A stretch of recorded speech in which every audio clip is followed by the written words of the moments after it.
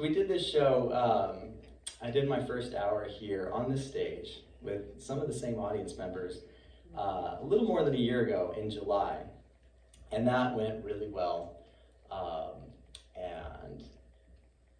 But I did record it, didn't make a special out of it. But in reviewing it, I noticed that I kind of stuttered a bit. My transitions weren't so smooth. So I came back and I wanted to improve on that. I probably won't be perfect, but I'm aiming to improve on that. And in telling you the story of what I came up with to help improve on that, I'm going to mention that I wrote an episode for Curb Your Enthusiasm.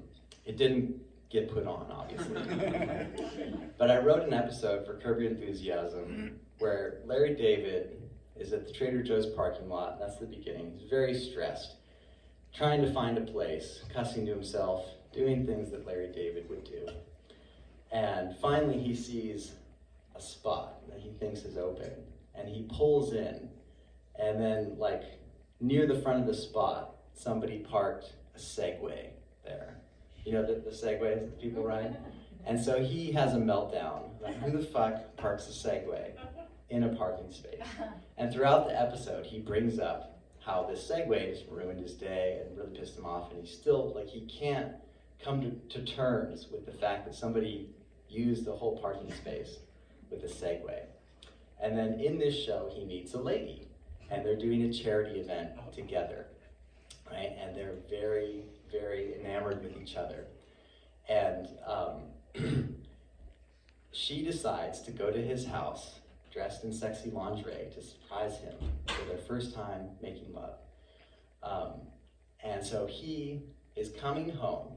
She's sending him pictures. Said, your roommate let me in. He's coming home. He's so excited, right? So into her, so ready. And he's trying to pull into his driveway. And what would be blocking the driveway? Segway, right? So he goes in the house and he screams at her, and they have a big fight, and she leaves in a trench coat and her lingerie, driving down the street in the Segway, flipping him the bird. Fuck you, Larry. And he's like, who the fuck takes a parking space with the Segway? So anyway, that story is to remind myself that I need to work on my Segway. So instead of saying as I'm trying to work into the next set, if I'm having an awkward moment up here on stage tonight, I'm just going to say Segway.